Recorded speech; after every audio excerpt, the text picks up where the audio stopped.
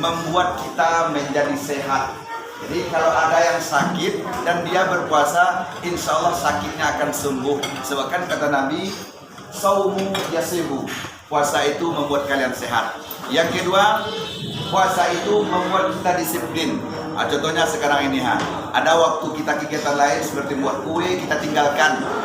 Ada waktu kita membeli baju, kita tinggalkan. Kenapa? Sampai detik ini Allah masih izinkan kita hidup, ya Pak ya? Ya. Seandainya tadi di jalan diserempet oleh motor atau kesenggol motor, di mana kira-kira kita sekarang ini? Sakit. Di rumah? Sakit. Tapi Allah masih izinkan kita hadir bertatap muka di tempat yang kita inginkan untuk menyantap makanan yang sudah kita hidangkan. Berarti satu adalah selalu bersyukur kepada Allah. Yang kedua, kaman siamin laisa lahu fisyam ilal ju'in wal atos. Berapa banyak orang yang berpuasa tapi tidak ada didapatkan dari hasil puasanya. Ali bertanya kepada Rasul, kenapa Rasul? Dia sudah berpuasa tapi tidak berpahala, tetapi tidak mendapatkan hasil dari puasanya. Nabi menjawab, dia berpuasa tapi tidak ikhlas. Satu, dia berpuasa tapi terpaksa. Dia berpuasa tapi tidak menjaga seluruh anggota tubuhnya. Jadi yang berpuasa itu mulai dari mulut, kaki, mata, tangan, ujung kaki kita sampai ujung kepala itu dipuasakan. Itu dikatakan gitu. Bukan hanya sekedar menahan lapar dan dahaga saja. Berarti seluruh anggota tubuh kita ditahan. Yang ketiga, puasa memerintahkan kepada kita untuk istiqomah, konsisten atau setia. Apalagi di dalam organisasi kita, Al-Basiko menerapkan sistem beragam-ragam suku, beragam-ragam etnis, beragam-ragam kampung, tetapi kita disatukan dalam ikatan sebuah organisasi bagus. Hadis untuk mendukung itu, al-jam'atur rahmah wal firqatul azab. Bersatu kita mendatangkan rahmat, sedangkan bercerai-berai kita mendatangkan azab. Kita ambil momen ini untuk mempererat tali silaturahmi. Jangan jadikan momen ini hanya sekedar untuk makan-makan saja, tidak.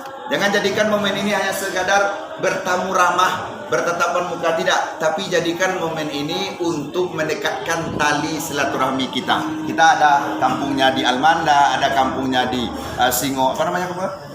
Bangun Rejo, ada di Sidodadi, ada di Koja. Berarti banyak kampung, banyak daerah, tujuannya adalah mempererat tali silaturahmi. Adapun motonya saya baca adalah untuk meningkatkan kesatuan dalam keberagaman, nampak saya. Tadi di Google saya searching, meningkatkan kesatuan agar kelompok tani kita, kelompok wirausaha kita makin maju hari demi hari. Amin ya rabbal alamin. Berarti istiqomah tadi setia, harus selalu fokus kepada tujuan kita. Setiap lembaga ataupun instansi pasti memiliki misi dan keinginan. Tentu Al-Basiko memiliki impian dan harapan ke depannya, tidak hanya sekedar di Pasaman Barat, bisa jadi dia akan membuka cabang ke luar Pasaman Barat. Tapi bagaimana cara mencapainya? Lain dan tak bukan adalah istiqomah. Jangan mudah goyah. Nanti ada lagi kooperasi lain mengiming-imingkan sesuatu, malah kita berpindah keluar dari Al-Basiko, pindah kepada kooperasi lain. Itu membuat sebuah tubuh organisasi akan lemah. Kaum muslimin jamaah buka yang dirahmati oleh Allah, apa intinya berbuka ini? Berbuka ini intinya adalah menguatkan tali silaturahmi kita. Nabi mengatakan, barang siapa yang suka menyambung tali silaturahmi, satu, pahalanya Allah akan panjangkan umurnya. Dua, Allah akan luaskan rezekinya.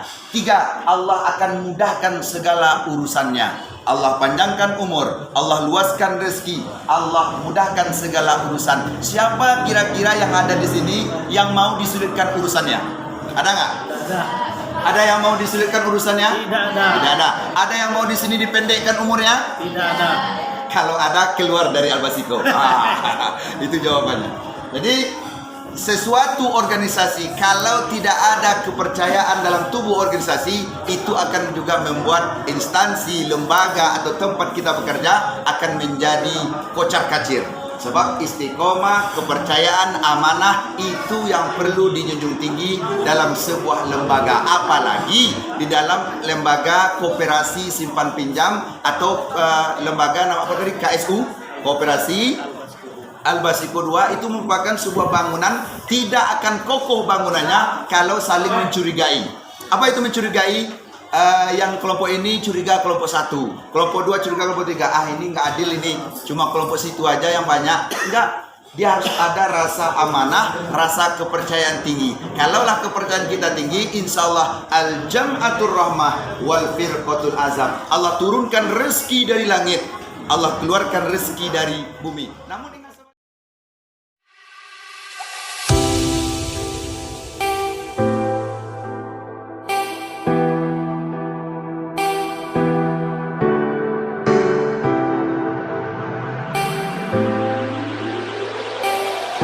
Allah mewajibkan kepada kita untuk berpuasa.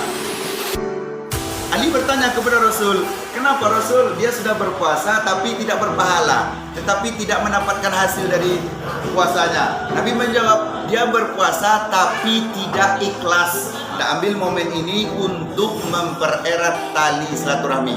Jangan jadikan momen ini hanya sekedar untuk makan-makan saja, tidak. Nanti ada lagi koperasi lain mengiming-imingkan sesuatu, malah kita berpindah keluar dari Al-Basiko, pindah kepada koperasi lain. Itu membuat sebuah tubuh organisasi akan lemah.